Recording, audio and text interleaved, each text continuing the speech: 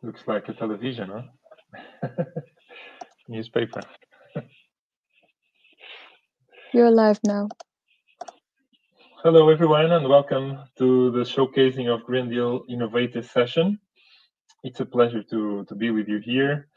I'll just make a short introduction to the topic. As you know, the European Green Deal has been put forward by the European Commission, and one of its main aims is to make Europe the world's first climate-neutral continent by 2050. Of course, research and innovation will play a very important role to achieve those targets.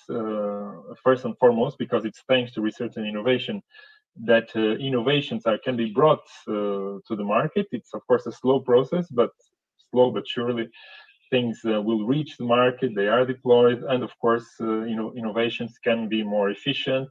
They can decarbonize quicker than existing solutions out there. And that's why it is so crucial to invest in research and innovation. Clearly, I mean, Green Deal technologies and innovations are, a culprit of this Green Deal, as I mentioned, and important also. I'm sure you all have seen in the news that the European Commission is also putting forward a more stringent target of 55% decarbonization to be achieved by 2030. This is not yet set; it still needs to be approved by the Council and in trialogues with the European Commission. But in any case, the Commission is aiming, for further ambition. But the Green Deal is not only about decarbonization. There are many facets, and I think you will hear in this session other facets as well of the Green Deal. For example, everything related to making the economy more circular, things related to preserving and restoring ecosystems and biodiversity, making food systems more sustainable, mobility. We will not be able, of course, to address all these different facets of the Green Deal, but you will hear some of them. So I have the pleasure to welcome, we have 6 speakers today. I have, for example, starting by Emma Nerheim. She's Chief Environmental Officer at Northvolt. So Northvolt is probably a big company that you may have heard about, that is or will produce batteries in Europe, in Sweden. We have Yun Lu. She is CEO of Rosy Solar, a company that is offering innovative solutions for recycling and revalorization of raw materials in the PV industry. We have Aline Stiphout. She's CEO of Tusti BV, which is another company working on the circular economy and to increase the recycling potential of plastic waste. We have José Pinheiro. He's project director of WINDFLOAT Atlantic at EDP Renewables, which is, as you also may know, an important floating offshore wind platform in Portugal. We have José Maria Pinilla. He's R&D project manager at NATAC and responsible for the Aqualive project, which aims at improving aquaculture production with bioactives from olive oil biomass. And last but not least, we'll have Paul Bergman. He's founder of Energy Nest, which is a company working on thermal batteries. So this is the panel that I'm very happy to have here with us. I would start immediately with Emma. She's back in the system. Hello, Emma. I think you have a video, so if you agree, I will just play the video to start with, correct? Yep. Perfect. Let's hope it will work well.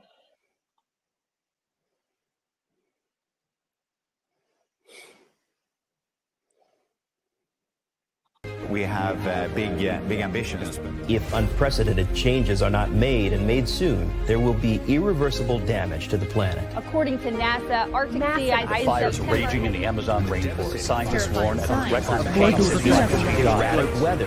The facts are crystal clear.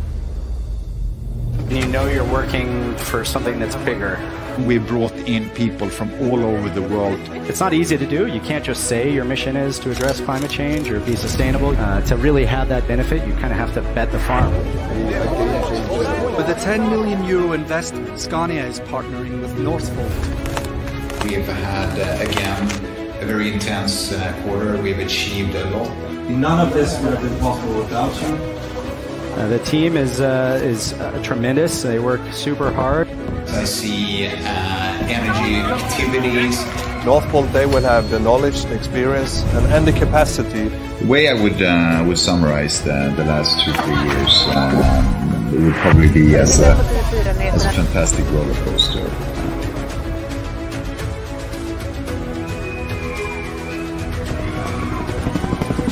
this is just the beginning of something very exciting.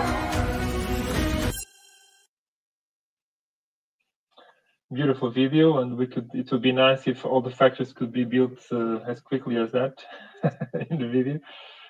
Emma, the floor is yours, please. I'm Emma Nierenheim. I'm the Chief Environmental Officer of this amazing company. Been in the company since it started more than 3 years now. And it's at the scale we're at now, it's easy to forget that we were a startup, 20 people, 2017 when I joined. And the background was that the founders of the company, they realized, coming from Tesla, California, realized that in order to make it in Europe, someone needs to take responsibility for large-scale battery manufacturing. There is a huge EV market. There is a huge interest. There is a high demand. The end customers are really asking for something better on the automotive market. But in order to do this, someone needs to build a supply chain and a battery supply chain within Europe for batteries.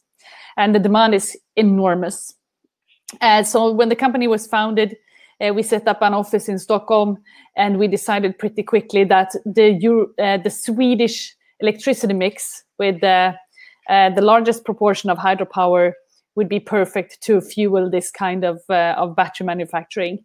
So currently we are building an industrialization facility and a gigafactory, and there is more to come.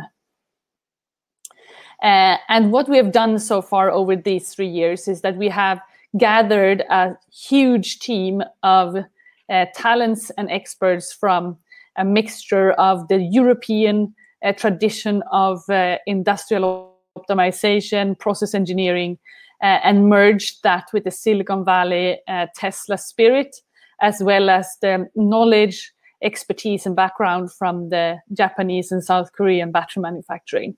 So we have a big team that is dedicated and that is taking this battery company from R&D, from proving the concepts, from the forefront of battery chemistries to industrialization in a plant that we have now built in Västerås, close to Stockholm, and then taking that to giga scale to really feed the EV market in Europe.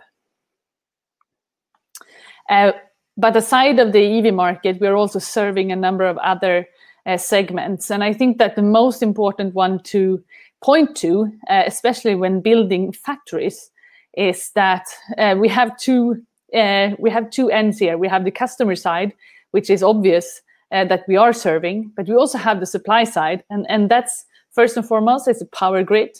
And in order to make it in electrification and to be able to feed all these EV cars, that is going to have to be fed on daily basis with power.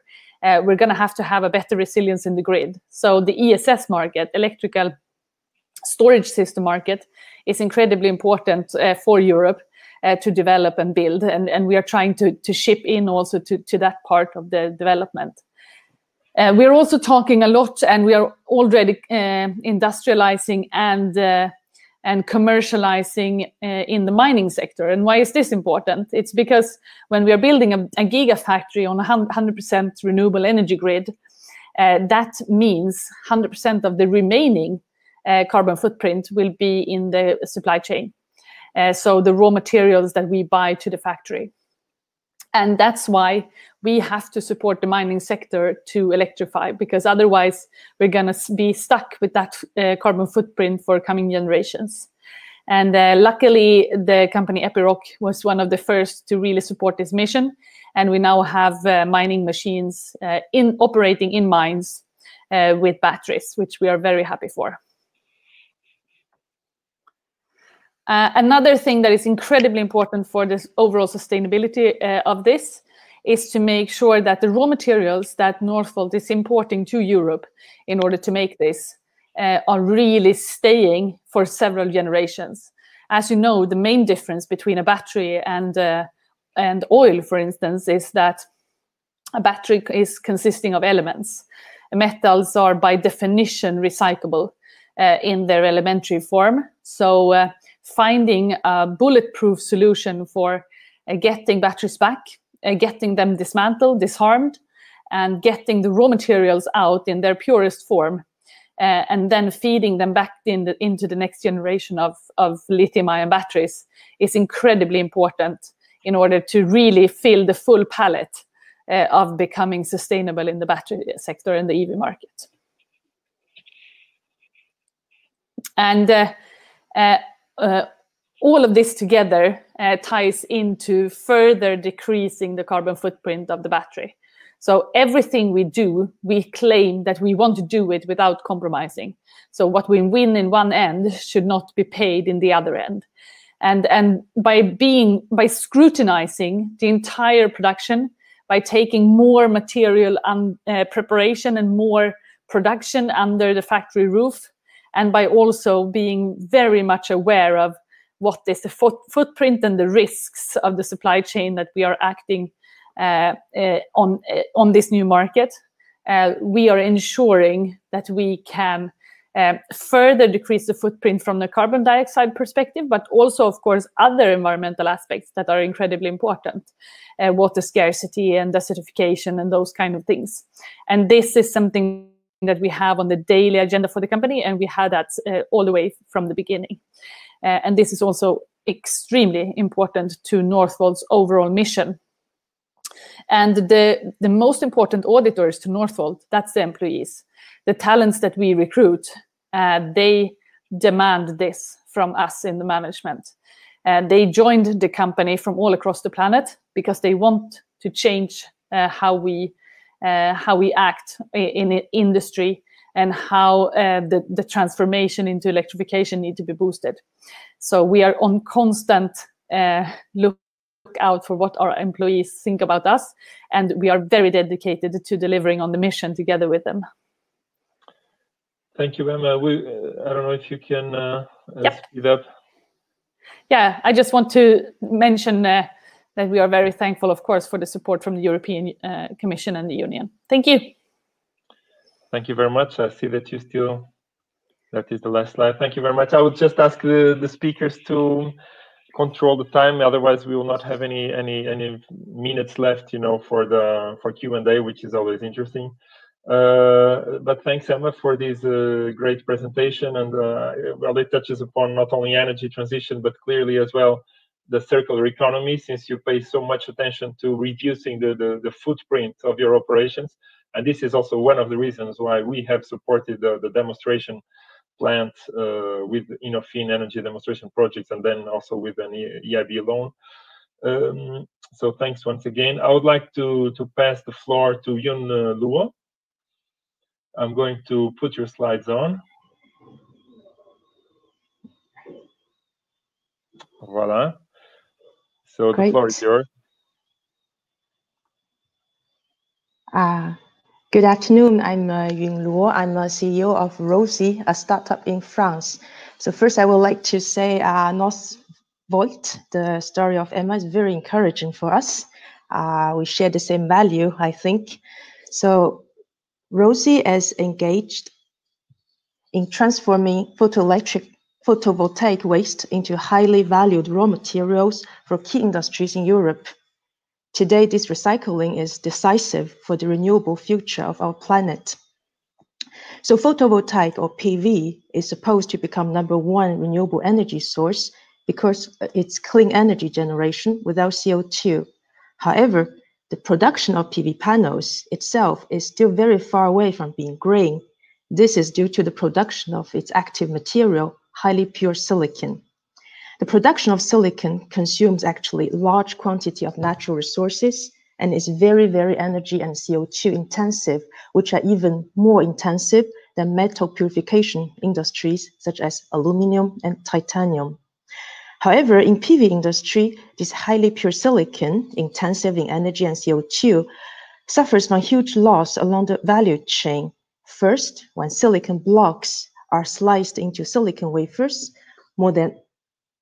there's a problem with the slides. More than 40% of its mass is lost as industrial waste. Secondly, end-of-life PV modules are recycled but not really revalorized today. So when I say not revalorized, I mean the most expensive and critical raw materials, silicon and silver metals, are not extracted and reused.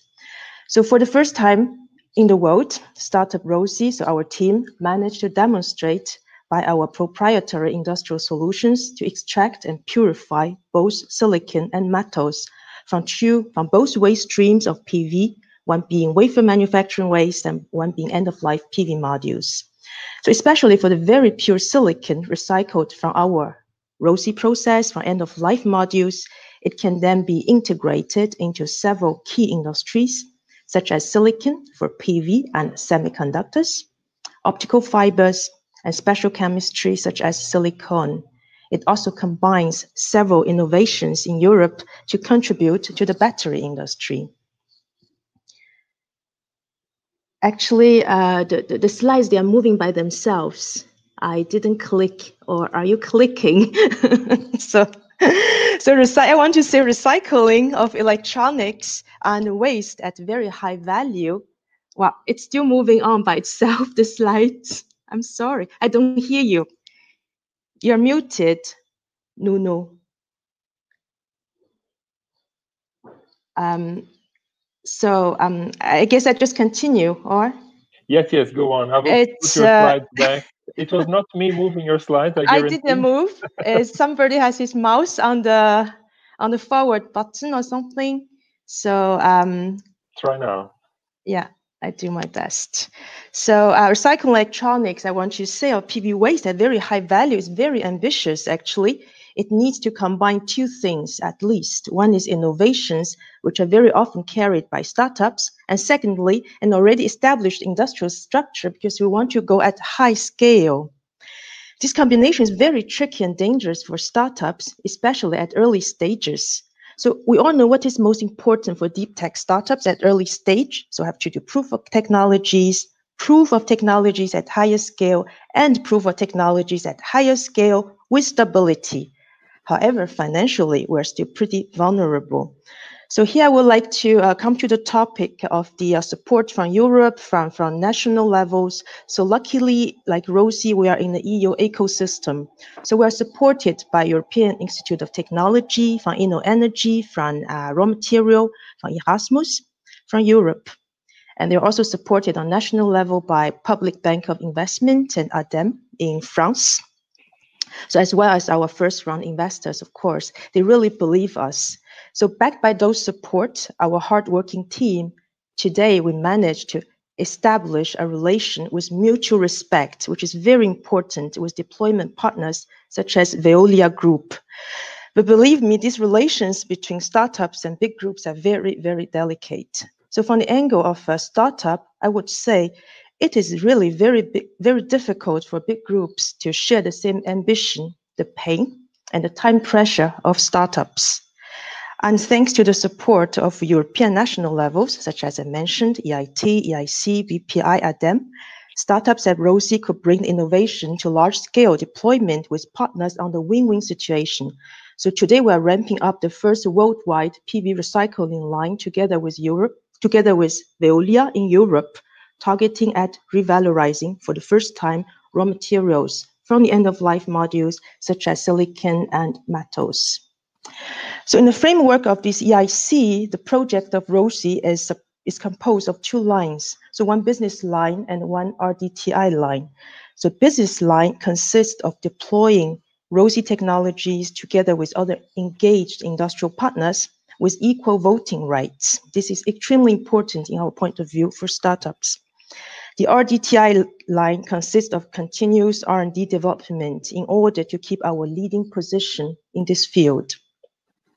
So a solid financial support on these two lines will guarantee the speed and quality of technology deployment and market deployment of ROSI technologies, which will in turn bring Europe towards its decarbonization target more efficiently. So all the ambition of ROSI is translated into our business model, a very risky one, but carrying all our ambition to reach the entire market. The essential of this business model is to integrate our technologies in all the PV recycling sites in Europe and in the world. So Rosie is creating a series of joint ventures with engaged industrial partners, offers the joint ventures the equipment and participate in the deployment of the technology. This is exactly our business model for the first line that we're ramping up in Europe with Veolia. So in this way, Rosie stays at upfront of technology development and deployment. So in the last slide, I take liberty for a little advertisement. We are recruiting. It's very important for Rosie to work with the best engineers in Europe. So if you know somebody who can really contribute to this ethically virtuous business, please feel free to contact me. Thank you. Thank you so much for your presentation. Very clear once again. Sorry, someone is trying to say something? I hope I didn't pass the time too much because of this problem with the slides. No. Sorry, because we have a funny system.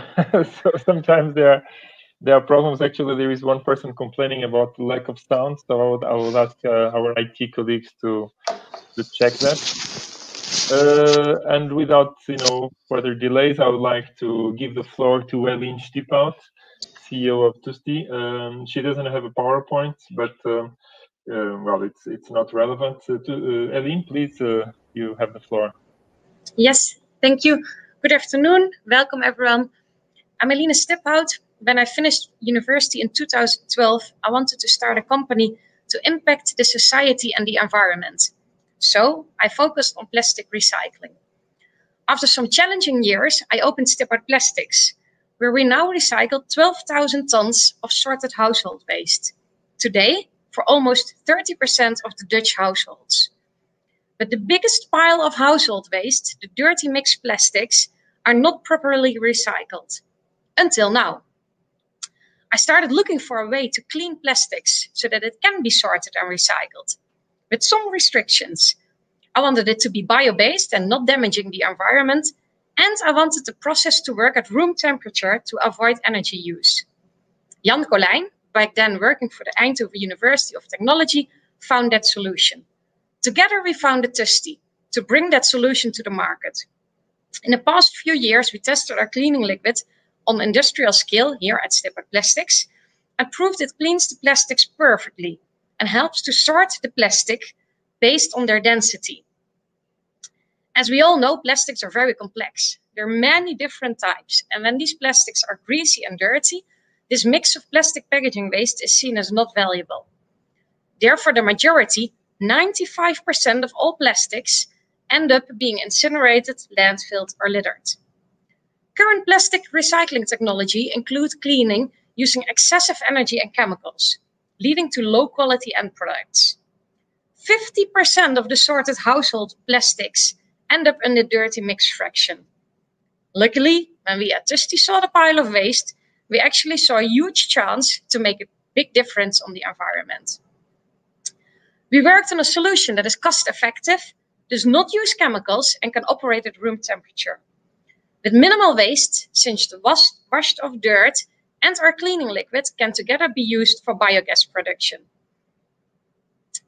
Also, our process operates on mild conditions, so it does not degrade the quality of the plastics during processing.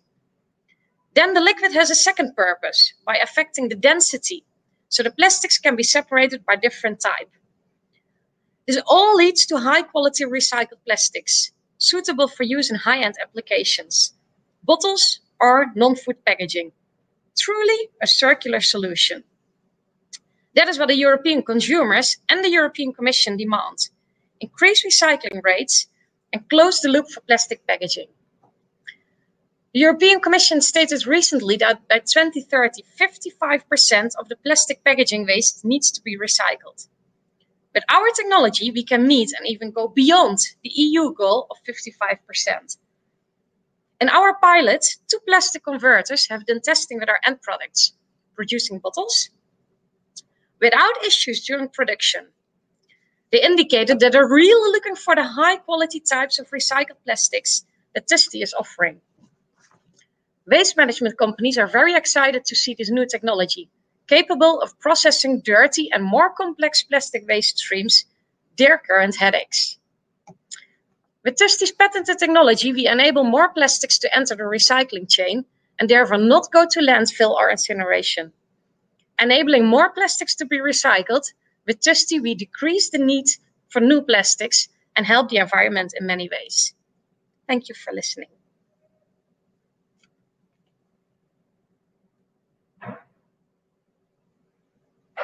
You know, we cannot hear you. Thank you. I discovered that my mic is muting by itself, so it's very, very sophisticated. So thanks once again, Aline, for your speech about your company. I think, well, maybe in the Q&A you can also perhaps then say a little bit about how you managed to raise finance for your company, because one of the reasons why we set up this session was also precisely to showcase the different tools, the different financial mechanisms that the EU has put forward precisely to support innovative companies. So we have here companies that have been supported by InnovFin, we have companies supported by the European Innovation Council, by the European Institute of Technology, and this is also something we can bring back during the Q&A. I'd like now to show a video about the WINDFLOAT project, after which I will invite José to take the floor.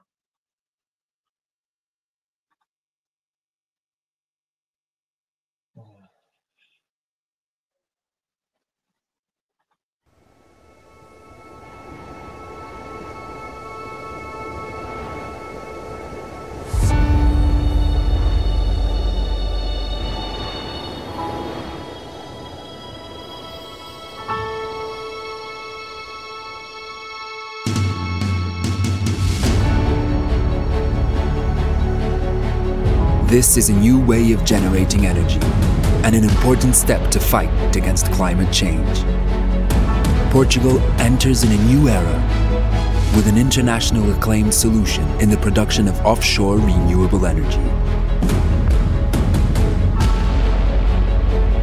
The WINDFLOAT Atlantic project, formed by a consortium made up of EDP Renewables, ENGIE, Repsol and Principal Power, is the first floating wind farm in continental Europe, just off the coast of Viana do Castelo. This floating wind farm will allow the optimization of natural resources and will speed up the commercial deployment of this innovative technology. WINDFLOAT Atlantic is an example of a more sustainable future for mankind, with the largest turbines ever installed on floating platforms. The total installed capacity of 25 megawatts will provide sufficient energy to 60,000 people throughout the year. This energy promises an endless source. The potential of wind is immense, and this renewable energy is an essential part of the worldwide decarbonization strategy, free of CO2 emissions. The WINDFLOAT Atlantic project is the future we envision.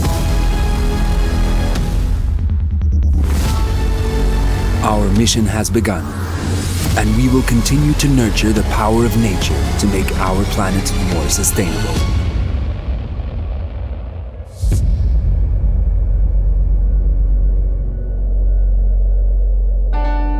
WINDFLOAT Atlantic.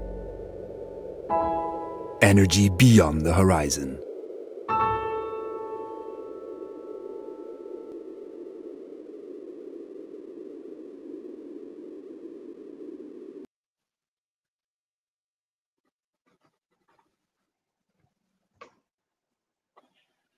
That was quite impressive, José. It's not that far away from my place in Porto. No, not from my place either. But I haven't seen it yet. It's shame on me, but I will have to do it at some point. José, the floor is yours. Just pay attention to the time, because the video has already taken some minutes. Yes. Please, well, the floor is yours. Thank you, Nono. Hi, everyone, and to my colleagues and to the attendees. And I hope that you can hear me well, first of all. After this nice video, everything that I will tell will go a few bullets down in quality. But here we go. I majorly want to present this slide deck, and that whoever is attending goes with the idea of what we have done since the prototype until we actually reach this moment right now, where we now are in the phase of targeting commercial projects for offshore floating wind. Just a note on the shareholders have not changed. What you can see is there on the left hand side, bottom. OW is the new company formed for offshore wind, between the company formed by EDP Renewables and Engie. So this is a long way. It comes back to 2010. When the companies behind the WINDFLOAT prototype project aimed and started thinking that floating offshore could really be the future and to be part of the energy mix of production. This project ran for 5 years, nearly 5 years, from 2011 to 2016. It was a 2 megawatt turbine installed in the same kind of floating platform that you saw in the video, but smaller. Still quite impressive and quite big. And the project went quite well. It ran for 5 years successfully with very good performance. And this is credits to the ones that have deployed and operated this farm and gave the first step, because this was definitely very important for the continuation that you could see in the video. Just a couple of pictures of the prototype being hooked up and sailing across the Atlantic Ocean and the north coast of Portugal. And now, when we thought about doing the pre-commercial project, the WINDFLOAT Atlantic project, we basically multiplied by 4 in terms of capacity, with a view of gaining economics of scale through the integration of a lot of the aspects that we took as lessons learned from the prototype, but also the fact that now the project, it consists in 3 units. So just a little bit of insight on the project. This is a 25 megawatt project situated in the very north coast of Portugal, approaching Spain. So this is, as I said, a pre-commercial project, and it's located off the coast, as I said, in a distance of nearly 20 kilometers from the coast, and in 100-meter water depth waters. It was, as the prototype as well, the WINDFLOAT Atlantic project also benefited from being successful on the application for innovation funds, namely the NER 300 program. But also, and very important, we were able to achieve project finance with the European Investment Bank. In fact, that's the next slide. And this was majorly through a special facility called the InnovFin that Nuno, I believe, talked in the beginning of the session. Going just a little bit back, just to give you the facts. So these are 3 units, 3 floating platforms with 3 wind turbines of 8.4 megawatt each. These are, and I believe I'm correct, still the largest commercial offshore wind turbines out there. And the project was designed for withstanding 25 years of operation. So that just being said, just a little bit of logistics so that you understand the magnitude of the thing. The 2 of the floating platforms were in fact manufactured very close to Lisbon, and another one in a Ferrol shipyard from Navantia. These 3 units eventually, and you can see here the 2 of them being constructed in the Portuguese shipyard. Just to give you the size, and this was really in the beginning of the manufacturing process, assembled in a dry dock, as we call it. This is the other one, fabricated with a different methodology, that was then loaded out and transported to a very close by installation harbor, where we took the responsibility to install the wind turbines in the 3 platforms. So, for example, in different places, this is a very nice picture of the dimension of the thing, cruising the river, actually, after being loaded out from the shipyard. And so we did the installation, as I was saying, with these companies providing the due services to us, and the setup. You can see here the 3 set of blades, the tower stands, everything was ready, so that little baby that you can see there could be the first unit to receive the first wind turbine.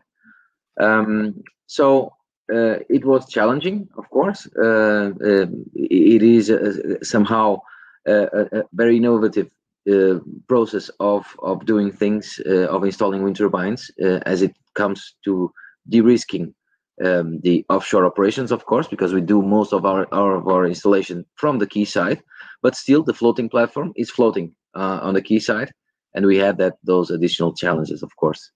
Lessons learned for the future too. This is just a nice picture of the last unit that cruised the Atlantic to the site to be hooked up on site, and what we so many years aimed for, to see them there installed and producing. So all in all, we have these 2 projects, the prototype and the WINDFLOAT Atlantic, being the commercial, will address 2 of the big challenges that we had. First, the prototype addressed the technology actually worked. It was proven that it worked. This one, the project that I'm mostly spent time talking about today, was the objective was definitely to prove that it was bankable, and it was, as I could show before.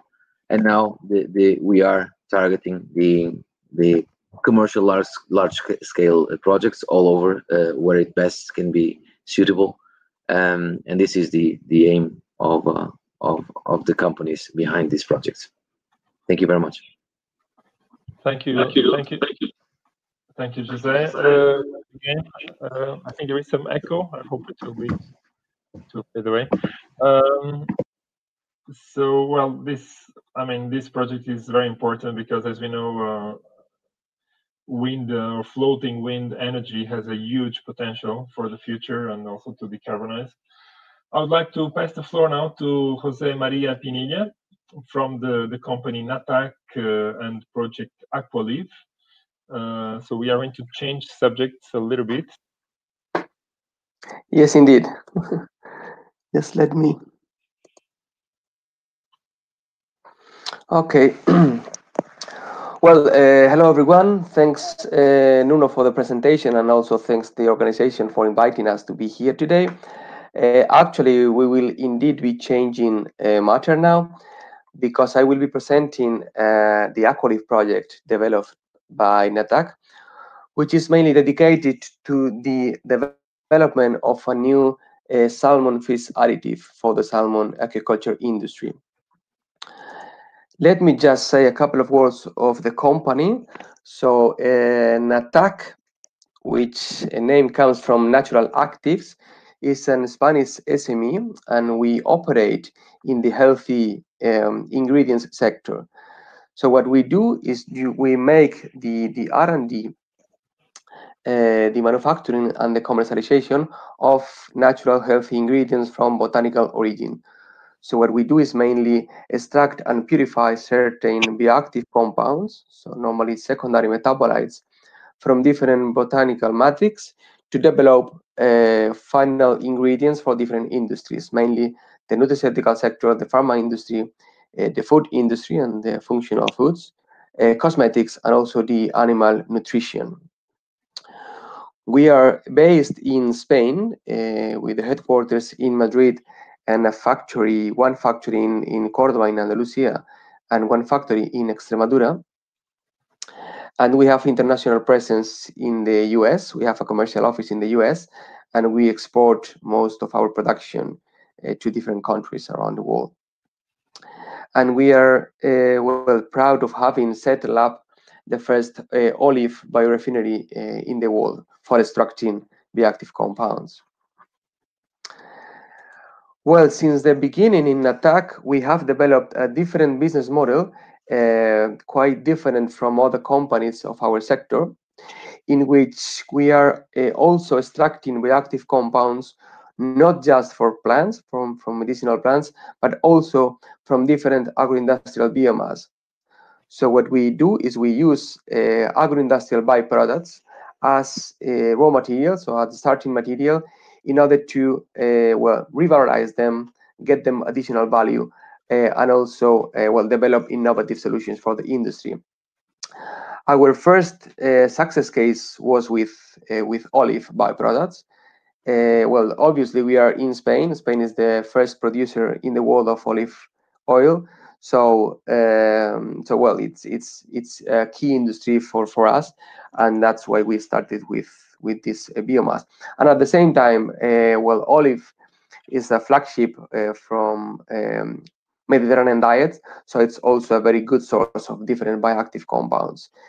This model, what we do is we normally do a strategic alliance with agroindustrial operators in order to have access to huge quantities of raw material at a very competitive price. We can also share some of the industrial investment in order to build the biorefineries, because we try to approach the production plant to the raw material generation, so to the field, to boost environmental friendly solutions.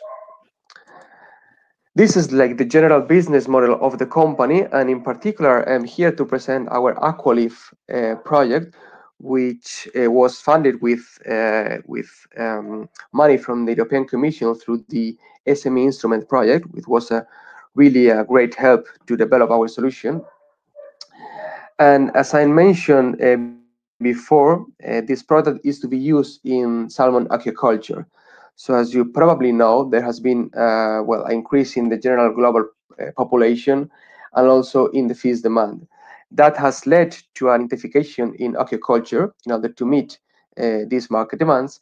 And at the end, the industry is seeking for new solutions in order to improve well, health and also well-being of the animals, in particular here, the salmon. So the solution, we have developed the Aqualif product, which is a combination of different bioactive compounds obtained from the olive fruit, in particular from olive pomace.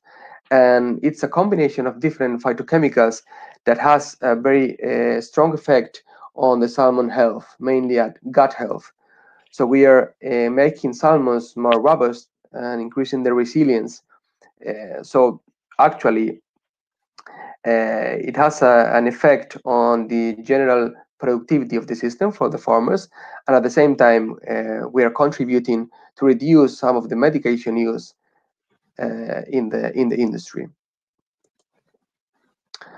So in the test performed so far, we saw in some trials up to a 50% increase in the farming profitability, coming mainly from three main items. First of all, we found a 9% production increase in salmon. This means that we need 9% less feed in order to achieve the same size of the salmons. At the same time, we found an increase in the premium pieces in salmon, so better pieces in terms of commercial value of the salmon fillet.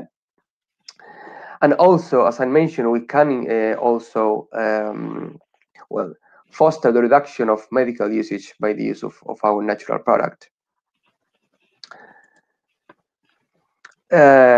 Right now, the project is more or less in the middle of its life, and our two main goals during the project was to validate our production process up to industrial scale, because the salmon industry is huge, so the volume needed to meet market demand is huge at the same time. So we wanted to validate our patented production process up to industrial scale, and at the same time we also wanted to validate our product in additional trials also at industrial scale.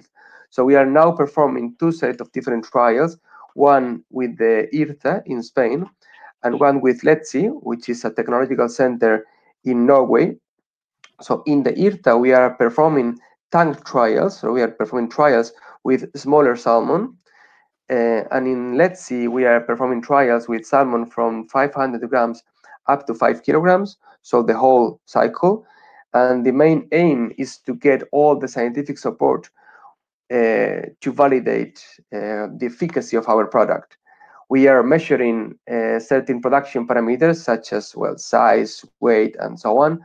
And also we are going deep into the mechanism of action of our product, analyzing, well, expression, test, genetics, and different parameters to properly understand how our product is working. Thank you, Jose. Yes, well, just a couple of words about the impact that we are willing to achieve, but in overall, we are linking olive farmers from Southern European Spain with the Norwegian salmon producers in this amazing project. Thank you very much for your time. Thanks to you for the presentation. And yeah, I think it's important also to complement, because we tend to focus a lot on energy and maybe other related topics, but you know, sustainable food systems are, of course, equally crucial if you want our you know, planet to have some prospect, you know, of moving forward. I will now showcase a video now from Energy Nest. I think it is a quick one in any case. Let's have a look.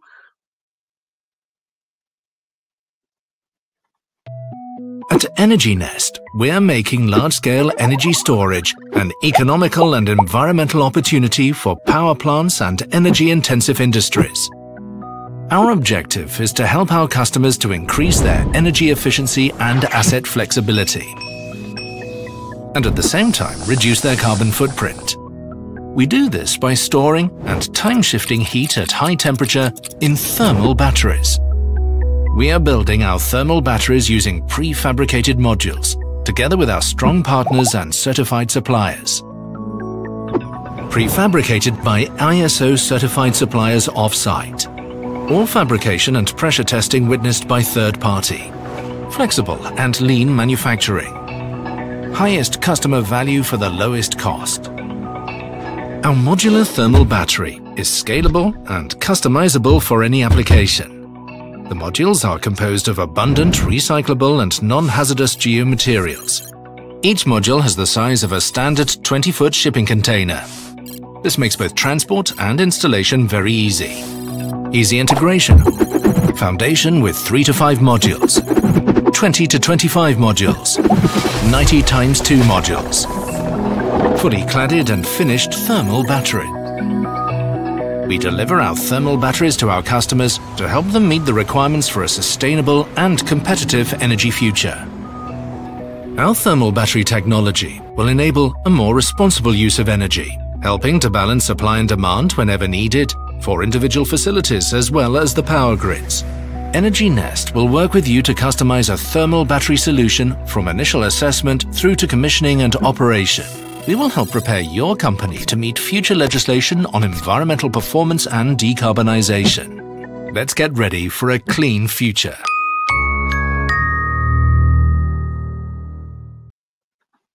Another high-quality video.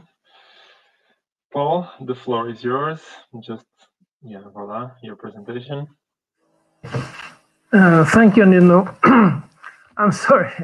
The plan was actually to play that movie as a second slide, but anyway, I'll go. Sorry. No problem. So, as we all are very well aware, a main challenge of going green is to replace energy from fossil fuels with clean, renewable energy. And in particular, as we have heard before also, from sun and from wind. And unfortunately, these sources are inherently intermittent and to some extent also quite unreliable. And we have to find ways of making sourcing these energies when they are available, and also make them available for use when we need them. Another part of going green is that to make every step in the way we produce energy and the way we use energy more efficient. So it seems, as we have heard also by others, that a key enabler for making this transition is to be able to store energy on a very large scale. You have all heard about, and also in one of the previous presentations, about electric batteries. But 9 years ago, we came up with the idea that batteries can certainly be made in different ways, and we have focused on high temperature thermal batteries that are modular and very flexible in the way they can be used. So we have been innovating, we have been research and developing, and we have been testing and piloting and developing simulation tools. And now we have a technology that is available for a large-scale commercial rollout. Energy Nest is still a very small company. There are only 14 so far, but we have big plans for growing. So as we heard, the key element in this technology is a container size thermal battery that is actually made of steel and concrete. As a matter of fact, we don't call it concrete, we call it heatcrete, because it's not for construction, it's for storing heat. So it's a very robust material with high thermal conductivity and high thermal capacity, which actually can be seen by comparing with an electric battery. So a container megawatt hours, which is quite similar to what we can do with the thermal battery. And it's very flexible, so it's easy to install in factories, or as we saw in the video, in very, very large storage facilities. So let me give some examples of how this can be used. And the focus is not on storing heat for housing or small scale use. It's really to make energy available in different ways for industry, and in particular energy intensive industries. So as you know, more than half of all the energy used in industry is for thermal heat related processes. And unfortunately, very much of that heat that is supplied for this energy, this industry, goes up the chimney and is wasted. So it's important to be able to recover, to harvest that using heat exchangers, and also then to be able to store it and make it available when we really need it. So, and another very important target for industry now is to electrify industry. And of course, to do that in a sustainable and efficient way. Thinking, for instance, of wind energy. At night, it's quite often so that electricity is cheap and even abundant, and we can transfer this electricity by the grid to, for instance, factories, industries, store it during the night as high temperature heat, and then make it available during the day and operations when it's needed for thermal related industrial processes. So that's another very important application to electrify industry. And another example is solar power by concentrated heat, what's called concentrated solar power, to be able to store that. Of course, there is what is called molten salt technology, which is used for very large scale installations of concentrated solar power. But with our technology, which is modular, we can actually do that on much smaller scale and adapt it to the local conditions. So the key result is decarbonization, increase the energy efficiency and energy cost.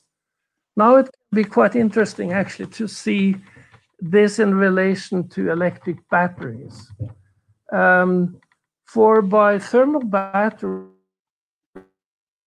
we can, of course, use electricity as the source, because converting electricity to heat is very, very simple, and it's almost 100% efficient.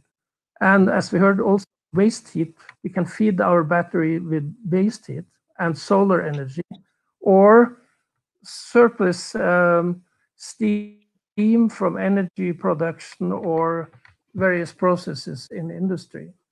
And from this, we can deliver this as steam. We have a direct steam type of storage, as well as one based on thermal oil. We can make process heat directly to be used. And strangely enough, you can also use heat for cooling. And with high temperature steam, you can also regenerate electricity. But of course, due to the efficiency of the steam turbines and generators, we'll only be able to gain 25 to 40%. But if we at the same time also can use the waste heat from that process, we are up in 85, 90% efficiency of the thermal battery. So we have now 3 projects going on. One is a concentrated solar plant, small scale in Sicily for Eni. We have a brick producing facility that is installing a energy nest battery. And lately, we also have a new project for Yara, the world's largest fertilizer producer, at Herøya in Norway, where we hook up to their steam distribution system within their production plant. So we are now venturing into the scale-up in use. I would like finally to mention the project that we have received support from EU, from Horizon 2020, the SMEI facility, which we call now Heat to Value. And I mentioned the brick producing plant, which is situated in Austria. There are 2 main parts of such a plant. One is actually the brick oven and the sintering and making the bricks, and the other part is the preparation of the bricks to be burnt, which implies compressing and removing the water from the mass. So that is a production system that is intermittent. It is shifting from different phases, whereas source for heat is from the brick oven, and by using the energy storage, we can actually provide all the heat needed for that preparation phase for the bricks. So thank you very much, Paul. Yeah, with just one last word, and quite important for this case, we are able to substitute burning of natural gas corresponding to 9 gigawatt hours per year, and reduce CO2 emissions by 2,000 tons per year. So this is a pretty good illustration of what this kind of technology can do. Thank you. Thank you, Paul. We are just, well, it's 3 o'clock. We should be closing, but I hope we can still stay a few more minutes, for some Q&A quickly. Unfortunately, Emma Nerheim from Northvolt had already to leave. There was a question for her about the, raw materials, about, if the lack of raw materials could be, let's say, threatening the battery industry.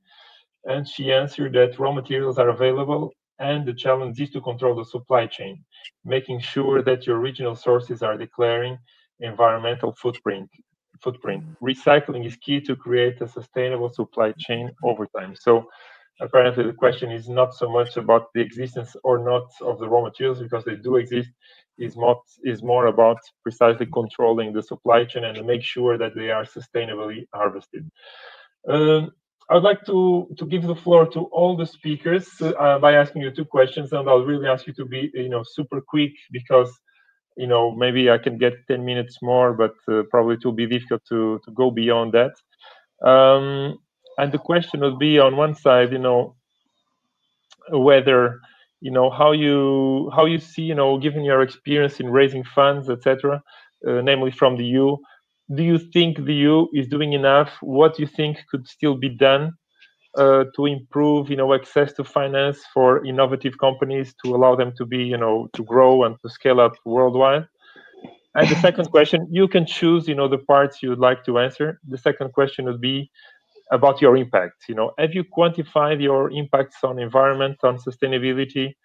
I would start. Well, Emma has already left, so I would go to Yoon.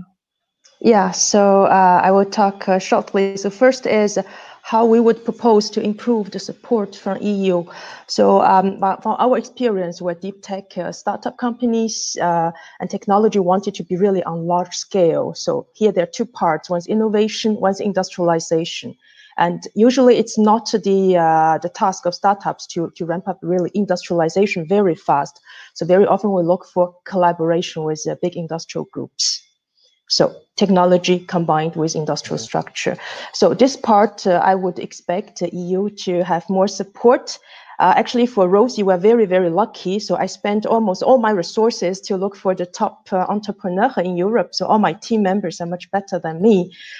So we managed to have good contracts with big industrial group with really mutual respect and equal voting rights, which is something I would really expect EU to help a lot of young startups. They have wonderful technologies, but they're screwed somehow during a exchange with big industrial groups. So I see there's a coaching program together with our EIC project. So the choice of coach will be extremely important. Here. So I would propose the choice of the coaches will really be based on their experience. These coaches should have really lived in the shit of difficult time, feet in the mud, and they know what the real life is. So they should engage with their instinct and also their heart to help the startups. This part I see that still can be enhanced. So on the impact, I see just one sentence. So if in all the PV installation in Europe in 2050, if we use all the silicon by recycled silicon, we avoid 50% of CO2 emission for the PV installations. Very relevant, yes. Jose, do you want to say a few words as well? You are muted.